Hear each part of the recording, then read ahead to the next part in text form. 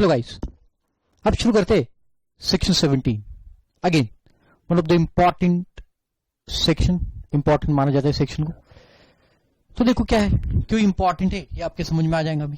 Okay, तो देखो, apportionment of credit and block credits. Apportionment मतलब क्या कि मान के चलो कि हमने कोई गुड्स परचेज की और वो गुड्स से दो प्रोडक्ट बनाए, एक एग्जेम्प्टेड प्रोडक्ट और एक टैक्सेबल प्रोडक्ट, है ना। तो फिर ये एग्जेम्प्टेड और टैक्सेबल प्रोडक्ट जो है, अच्छा इससे भी पहले मैं आपको एक बात बता दूं कि हमें क्रेडिट क्यों मिलता है बेटा, आपको मालूम है, डबल टैक्सेशन नहीं होना चाहिए, कास्केडिंग इफेक्ट नहीं आना चाहिए, मैंने आपको बता दिया। तो अगर कास्केडिंग इफेक्ट है तो ही क्रेडिट है, मतलब अगर डबल टैक्सेशन है तो ही क्रेडिट है। बेसिक फंडा ही वो है चैप्टर का आईटी से। मतलब अगर डबल टैक्सेशन नहीं है, कास्केडिंग इफेक्ट नहीं है, तो आईटी से आने का कोई सवाल ही नहीं उठता, बराबर। तो देखो अब क्या हुआ कि मान के चलो कि आपने दो तीन सिचुएशन लेते अपन। फर्स्ट सिचुएशन, आपने कोई इनपुट कैपिटल गुड्स या इनपुट सर्विसेज खरीदी, ये सप्लायर, और ये सप्लायर ने ये सब खरीदने के बाद इनपुट कैपिटल गुड्स या इनपुट सर्विसेज और इससे कोई प्रोडक्ट बनाए जो प्रोडक्ट टैक्सेबल है। एक ही प्रोडक्ट बनाया आपने और वो प्रोडक्ट टैक्सेबल है, तो बताओ क्या क्रेडिट मिलेगा आपको? यस, आईटीसी, ये जो इस पे जो आईटीसी होगा, जो टैक्स लग के आया होगा, ITC available, right. Second case देखते, अगर आपने ये इनपुट कैपिटल गुड्स और इनपुट सर्विसेज लाए और आगे जो प्रोडक्ट बनाया सप्लायर ने, ये प्रोडक्ट है एग्जेम्प्टेड प्रोडक्ट, तो फिर क्या आईटीसी मिलेगा क्या? तो आईटीसी नॉट अवेलेबल। क्यों बेटा? क्योंकि यहां पे डबल टैक्सेशन नहीं हो रहा है। अगला जो आपका प्रोडक्ट है, ये प्रोडक्ट एग्जेम्प्ट हो गया, जो प्रोडक्ट आप सप्लाई करने वाले वो एग्जेम्प्ट है, तो आपको पीछे का क्रेडिट नहीं मिलेगा। तो यहां पे क्योंकि डबल टैक्सेशन नहीं हो रहा है, जब डबल टैक्सेशन होगा तो क्रेडिट मिलेगा, यहां पे डबल टैक्सेशन नहीं, इसलिए आपको क्रेडिट भी नहीं मिलेगा। ओके, लेकिन प्रॉब्लम तब आया था बेटा जब आपने इनपुट कैपिटल गुड्स और इनपुट सर्विसेज मंगवाए और इससे आपने एक प्रोडक्ट टैक्सेबल बनवाया और एक प्रोडक्ट है एग्जेम्प्टेड। अब सवाल उठा, क्या अब आपको आईटीसी मिलेगा? तो इसका जवाब आपको सेक्शन 17 ने दिया। तो देखो, मान के चलो मैंने कोई प्रोडक्ट मंगवाया, खोआ पसंद है आपको? खोआ किसको पसंद है? हाँ, लेकिन खोए से बनने वाली जो मिठाइयां है वो पसंद है। जैसे मैंने खोए से, अब ये टीचिंग वीचिंग मुझे बहुत बोर हो गया, मान के चलो कि मैंने हलवाई का बिजनेस चालू किया। हल्दीराम के बाजू में अपनी दुकान खोल दी, आशीष राम है ना। और आशीष राम क्या बेच रहा है? एक प्रोडक्ट बेच रहा है गुलाब जामुन और दूसरा काला जाम, है ना, मिठाई है काला जाम। तो मैंने खोआ लाया और वो खोए पे मैंने ना तो जीएसटी पे कर दिया, लेकिन अब ये जीएसटी जो पे किया उसका आईटीसी में ले पाऊंगा नहीं, ये डिपेंड करेगा आपके सप्लाई के प्रोडक्ट के ऊपर। तो मान के चलो कि मेरा एक प्रोडक्ट है गुलाब जामुन जो टैक्सेबल है और दूसरा है काला जामुन जो एग्जेम्प्ट है। तो गवर्नमेंट ने क्या बोला कि जितना आपका इनपुट, मान के चलो हमने 100 किलोग्राम खोआ मंगवाया, तो वो 100 किलोग्राम पे लेट्स से 10,000 रुपए का जीएसटी लग के आया, उसकी वैल्यू 1 लाख रुपए और उसके ऊपर जीएसटी 10,000 रुपए का लग। अब ये 100 किलोग्राम खोआ में से गुलाब जाम बनाने के लिए हमने 60 किलोग्राम खोआ यूज किया और बाकी खोआ हमने 40 किलोग्राम काला जामुन के लिए यूज किया। तो फिर इसका मतलब जो क्रेडिट रहेगा, आईटीसी जो रहेगा 10,000, इसमें से आपको 60 किलोग्राम तक का क्रेडिट अवेलेबल रहेगा। मतलब जो आपका 6,060 किलोग्राम मतलब 6,000 रुपीस जो आपका गुलाब जामुन पे क्रेडिट गया होगा, गुलाब जामुन पे खोआ गया होगा, उस पे जो क्रेडिट आया उसका आईटीसी अवेलेबल है। बट जो खोआ 4,000 रुपीस का क्रेडिट वाला खोआ आपका काला जामुन पे गया उसका क्रेडिट अवेलेबल। तो बस वही बोला, apportionment, this is called as apportionment, credit का अपॉर्शनमेंट और ब्लॉक क्रेडिट, है ना। तो देखो, explain the provision relating to apportionment of credit and block credits. Block मतलब जिसपे मिलेगा ही नहीं, okay, apportionment and block credit. तो देखो, apportionment of credit and block credit, section 17 क्या बोलता है, देखो, गुड्स और services partly used for business and partly for other purpose. तो पार्टली बिजनेस और पार्टली फॉर अदर पर्पस मतलब पर्सनल पर्पस के भी लिए। अगर मैंने गुड्स कोई लाए, खरीद के लाए और उसको पार्टली बिजनेस पर्पस के लिए यूज किया, जैसे मैंने कोई गुड्स खरीदे और वो गुड्स को कुछ दिनों के लिए मैं बिजनेस में यूज करता हूं और कुछ दिनों के लिए फिर मैं पर्सनल पर्पस के लिए यूज करता हूं, तो फिर क्या क्रेडिट एडमिसिबल रहेगा। तो देखो क्या बोलता है, pro rata credit is admissible under section 17(1) where the goods or services are received or both are used by a registered person partly for the purpose of business and partly for other purpose, right। तो देखो, अगर मैंने कोई goods खरीद के लाया, मान के चलो कोई गुड्स सप्लायर, और मैं कोई गुड्स खरीद के लाता हूं, ये गुड्स मान के चलो 1 लाख रुपए के, और इसके ऊपर जीएसटी 10,000 रुपए का है। अब ये जीएसटी का क्रेडिट मुझे कैसे मिलेगा, अगर मैं ये goods partly for business purpose के लिए यूज करता हूं and partly for other purpose या personal purpose I can say, तो मुझे इसका जो क्रेडिट मिलेगा ये जीएसटी का, वो क्रेडिट प्रोराटा बेसिस पे मिलेगा। मतलब मुझे किसका क्रेडिट मिलेगा बेटा, जितना दिन या जितना परसेंटेज मैंने उसको बिजनेस के लिए यूज किया उसका क्रेडिट मुझे मिल जाएगा, लेकिन जो परसेंटेज मैंने पर्सनल पर्पस के लिए यूज किया उसका क्रेडिट मुझे नहीं मिलेगा। Are you getting the point. तो प्रोराटा मतलब क्या, proportionate credit, proportionate towards business, business के लिए जितना मैंने यूज किया उतने का क्रेडिट आपको मिल जाएगा। आप अदर पर्पस के लिए, पर्सनल पर्पस के लिए यूज करोगे उसको, तो फिर उसका क्रेडिट नहीं मिलेगा। Okay, simple. The amount of credit shall be restricted to so much of input tax as it attributable for the purpose of business। तो कितना मिलेगा क्रेडिट आपको, जितना आप उसे बिजनेस पर्पस के लिए यूज करो उतना क्रेडिट मिलेगा। Okay, great. ये हो गया 17(1). फिर 17(2) जो मैंने एग्जेम्पशन का बताया आपको, देखो, ITC restricted to the goods और services used for taxable supplies if the same are used for the effecting taxable as well as exempted supplies। जैसे मैंने अभी एग्जांपल दिया आपको गुलाब जामुन और काला जामुन का, तो ये गुलाब जामुन पे जितना क्रेडिट गया, so much restricted to only कौन सा वाला बेटा, टैक्सेबल। जितना टैक्सेबल पे इनपुट जाएगा उतने ही प्रपोर्शन में क्रेडिट मिलेगा। मतलब एग्जेम्प्टेड वाला जो सप्लाई है उस पे जो आईटीसी गया है उसका क्रेडिट आपको नहीं मिलेगा। बस वही वहां पे लिखा है, देखो, वेयर द गुड्स और सर्विसेज और both are used by a registered person partly for effecting the taxable supplies including zero rated supply. Yes, zero rated मतलब क्या बेटा, ये एक्सपोर्ट लिख लो। तो अगर कोई गुड्स आपने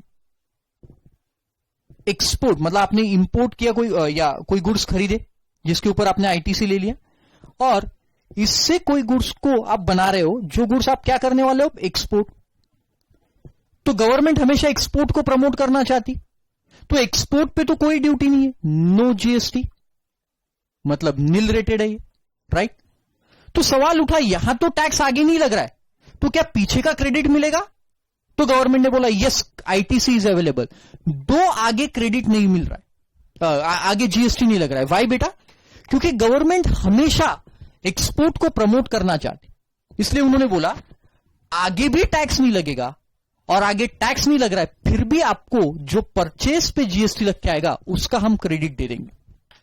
आपके समझ में आ रहा है। तो जो टैक्सेबल सप्लाई है उस पे भी जो आपका इनपुट जाएगा उसका क्रेडिट मिलेगा, और जो एक्सपोर्ट मतलब नील रेटेड वाला सप्लाई है उस पे भी जो इनपुट जाएगा उसका क्रेडिट आपको मिल जाएगा, बट जो एग्जेम्प्टेड गुड्स पे गया उसका क्रेडिट आपको नहीं मिलेगा, exempted goods. Okay, great. And partly for the exempted supplies under this act the amount of credit shall be restricted to so much of the input tax credit that is attributable to the taxable supplies including zero rated. तो जो taxable और zero rated के लिए गया उसका credit ITC मिलेगा, जो exempted पे है उसका आईटीसी नहीं मिलेगा. Okay, great. फिर inclusion in exempt supplies and its valuation.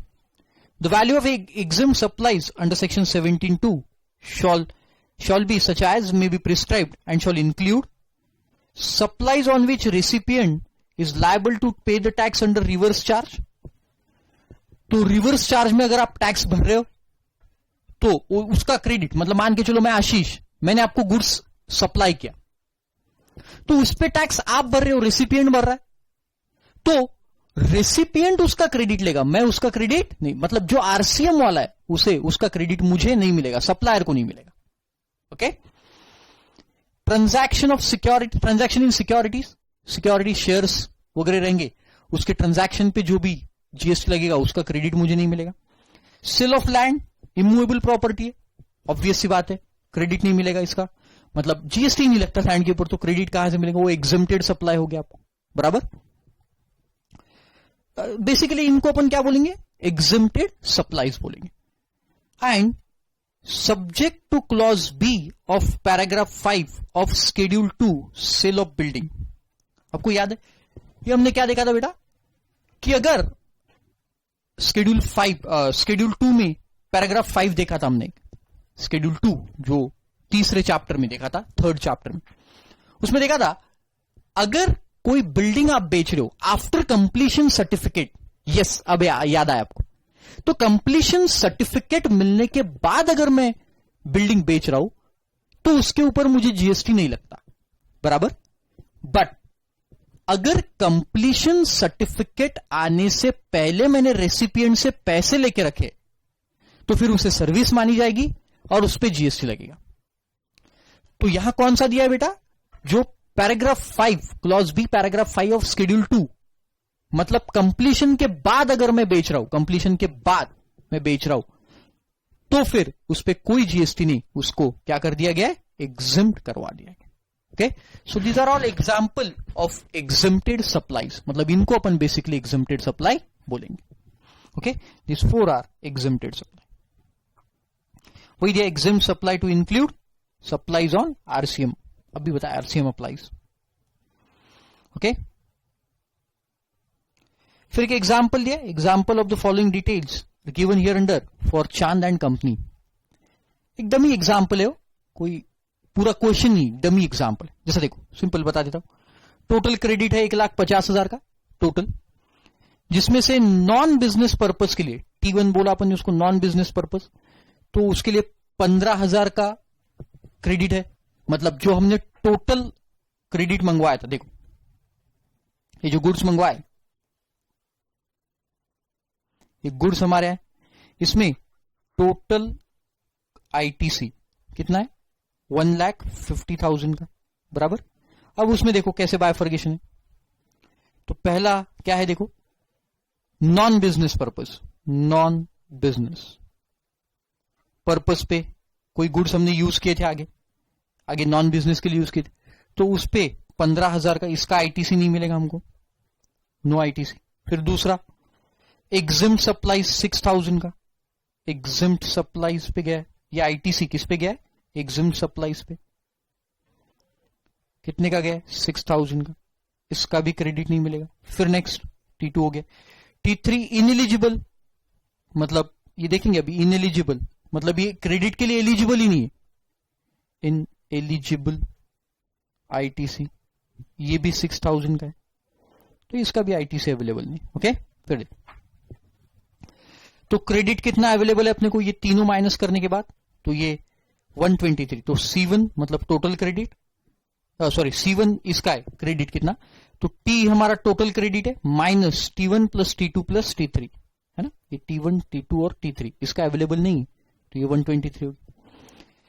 फिर देखो input credit used for exclusively for taxable supplies including zero rated, तो ये क्रेडिट अवेलेबल है 98,000 का, है ना, ये पूरा क्रेडिट मिलेगा। हमारे इलेक्ट्रॉनिक क्रेडिट लेजर में 123 और इनपुट 98,000 के इनपुट 98,000 का क्रेडिट हम यूज कर सकते हैं टैक्सेबल सप्लाईज पे, एक्सक्लूसिवली जो टैक्सेबल सप्लाईज पे गया इसमें से 98,000। कॉमन क्रेडिट, अब कॉमन मतलब क्या, जो एग्जेम्प्टेड पे भी गया और जो टैक्सेबल पे भी गया, वो कितना है 25,000। तो 25,000 का ऐसा क्रेडिट है, ये 25,000 का, 98,000 का तो पूरा टैक्सेबल पे गया, लेकिन 28,000 का ऐसा है जो टैक्सेबल पे भी गया और जो एग्जेम्प्टेड पे गया, और ऐसा मिला कि टोटल टर्न हो रहा है, राइट। तो अब देखो, तो एग्जेम्प्टेड कितना है 15 लाख और टोटल दिया है 60 लाख, तो एग्जेम्प्टेड है 15 और टोटल है 60, मतलब ये हो जाएगा 45 बराबर। अब आपको कौन सा क्रेडिट कैसे प्रपोर्शनेट करोगे आप, तो देखो 25,000 ये टोटल पे है, मतलब 60 लाख पे है, तो 45 लाख पे आपको मिलेगा, मतलब 15 पे नहीं मिलेगा। या फिर आप निकाल सकते हो ये आईटीसी अवेलेबल और नॉट अवेलेबल कैसे आएगा, 25,000 divided by 60 lakh into 15 lakh जो एग्जेम्प्टेड पे गया, तो यहां आएगा ITC not available.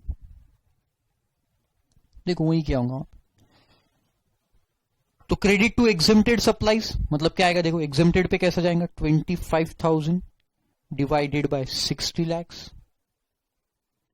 Into 15 lakh, ये क्रेडिट नहीं मिलेगा। ओके, फिर ये अजम्पशन है, मतलब पूरा यहां पे दिया हुआ है, क्वेश्चन नहीं है प्रॉपर, वो सब समझने के लिए दिया। फिर credit allocated to non business purpose, तो नॉन बिजनेस पे 5% है, तो C2 का 5%, ये आ गया 1250, तो इतना टोटल क्रेडिट अवेलेबल नहीं कॉमन में से। तो net eligible from common credit, common मतलब 25,000 का कॉमन था, -6250 -1250 इतना अवेलेबल है, मतलब 17,500 का अवेलेबल। ओके, और added to be output tax liability 7.5, आगे आपके समझ, सिंपल। फिर next, special provision for ITC in case of banking company और फाइनेंशियल इंस्टीट्यूशन और एनबीएफसी। अभी क्या है देखो, अब इनके केस में ऑप्शन दिया है गवर्नमेंट ने, बहुत ही सिंपल है। तो बैंकिंग कंपनी हम लोग देख के आए बेटा कि बैंकिंग एग्जेम्पशन में देखा था, अगर आपको याद होगा, तो कोई भी बैंकिंग कंपनी ले लो, एसबीआई या देना बैंक, कोई भी। अब ये बैंकिंग कंपनी जो रहती है, इनकी कुछ सर्विसेज एग्जेम्प्टेड है और कुछ सर्विसेज टैक्सेबल है। तो अब ऐसे केस में क्या करेंगे, कुछ सर्विसेज एग्जेम्प्टेड है और कुछ सर्विसेज टैक्सेबल है, तो गवर्नमेंट ने क्या बोला कि आपके पास हम 2 ऑप्शन देते हैं। तो ऑप्शन 1 है, ऑप्शन 1 आपके पास है और ऑप्शन 2 है। तो ऑप्शन 1 क्या है आपके पास, कि आपने जो भी गुड्स खरीदे या सर्विसेज ली, जो भी इनपुट कैपिटल गुड्स या जो भी आपने सर्विसेज ली, इसके ऊपर का क्रेडिट आप बायफरगेट कर सकते हो, एग्जेम्प्टेड में भी और टैक्सेबल में, और फिर जितना टैक्सेबल पे गया उतना ले लो। अभी बड़ा मुश्किल है, कैसे देखो, अब आपने मान के चलो कि टेलीफोन किए, कस्टमर्स को टेलीफोन किए, अब वो आप आइडेंटिफाई करना कितना मुश्किल हो जाएगा कि कौन से कस्टमर को एग्जेम्प्टेड सर्विस के लिए किया और कौन से कस्टमर को टैक्सेबल के लिए किया। तो इसका आईटीसी जो है ये उतना ही मिल पाएगा जितना टैक्सेबल वाले पे गया, तो ये बड़ा मुश्किल हो जाएगा फिर ऐसे केस में। तो फिर उन्होंने दूसरा ऑप्शन दिया आपको, this is option 1, actual ITC on taxable service. तो फिर उन्होंने दूसरा ऑप्शन आपको दिया और उसमें बोला कि जितने भी आपका ये क्रेडिट होगा, जितना भी टोटल क्रेडिट होगा, उसका 50% ही आप क्रेडिट लो, बचा हुआ 50% रिवर्स कर डालो, बचा हुआ 50% रिवर्स करो और 50% आईटीसी आप अवेल करो। कितना सिंपल हो गया आप। तो जो भी इनका आईटीसी आया होगा कैपिटल गुड्स इनपुट या इनपुट सर्विसेज पे, उसका 50% ही ये लोग ले पाएंगे। ऐसा मान लिया गया कि 50% टैक्सेबल पे गया होगा, मतलब 50% इनपुट सर्विस या इनपुट या capital goods taxable service provide करने के लिए यूज की गई होंगी और बची हुई 50% एग्जेम्प्टेड के लिए यूज की गई होंगी। मतलब क्रेडिट कितने का मिल गया? सिर्फ 50%, जो टैक्सेबल सर्विसेज के ऊपर जा चुका। तो देखो वहां पे दो ऑप्शन लिखे हुए, अ बैंकिंग कंपनी और a financial institution including non-banking financial company NBFCs engage in supplying the services by way of accepting deposit, extending loans or advances shall have option, उनके पास ऑप्शन है, either to comply with the provision of section sub 17(2), मतलब जो actual credit ले लो फिर आप, या फिर avail every month the amount equal to 50% of eligible ITC on input capital goods and input service in that month and the rest shall be lapse। तो वो month का जो भी आपका क्रेडिट होगा उसका 50% लो, बाकी का भूल जाओ, रेस्ट शॉल बी लैप्स्ड, भूल जाओ, खत्म हो जाएगा। ओके, और ये ऑप्शन आपने एक बार ले लिया, दोनों में से कोई भी, तो वो पूरे फाइनेंशियल ईयर तक कंटिन्यू करना पड़ेगा। ओके, तो देखो नीचे लिखा होगा, यस ऑप्शन है once exercised can not be withdrawn during the financial year. The option once exercised shall not be withdrawn during remaining part of financial year। तो फिर आप उसको नहीं निकाल सकते, फाइनेंशियल ईयर खत्म। Okay, 50% restriction not applicable in case supplies made to its own establishment। अगर आपने खुद के एस्टैब्लिशमेंट को सर्विस दी तो फिर वो 50% का रेस्ट्रिक्शन नहीं। मतलब क्या? जैसे देखो कि आपने क्या किया कि बैंकिंग कंपनी ने ये एसबीआई ने अपनी ही ब्रांच को सर्विस दी, एसबीआई ब्रांच 1 और एसबीआई ब्रांच 2 है। तो ये ब्रांच 1 ने ब्रांच 2 को सर्विस दी, तो आपको मालूम है अलग अलग रजिस्ट्रेशन लेना पड़ेगा। तो इसने 1 लाख रुपए की सर्विस दी जिसके ऊपर जीएसटी 10,000 रुपए का लगा दिया, तो ये ब्रांच 2 के लिए ये आईटीसी हो गया। तो क्या इसका ये ब्रांच 2 को क्या अभी 50% ही क्रेडिट मिलेगा या फिर पूरा 10,000 क्रेडिट मिलेगा? तो उन्होंने बोला ब्रांच 2 को पूरा 10,000 क्रेडिट मिलेगा, यहां 50% का रेस्ट्रिक्शन नहीं। ओके, तो यहां ब्रांच 2 को 50% का रेस्ट्रिक्शन नहीं है, यहां पे पूरा क्रेडिट ब्रांच 2 ले पाएगी क्योंकि एक ब्रांच ने दूसरे ब्रांच को सर्विस दी। ओके, तो देखो the restriction of 50% shall not apply to tax paid on supplies made by one registered person to another registered person having same permanent account number। ये दोनों ब्रांच का एक ही परमानेंट अकाउंट, तो फिर उनके केस में ऐसा रेस्ट्रिक्शंस एप्लीकेबल नहीं, can take full credit of ITC, ये पूरा का पूरा क्रेडिट ले सकते। Okay, great. जो आगे के पॉइंट है ये देखते हैं क्या बोलते हैं, देखो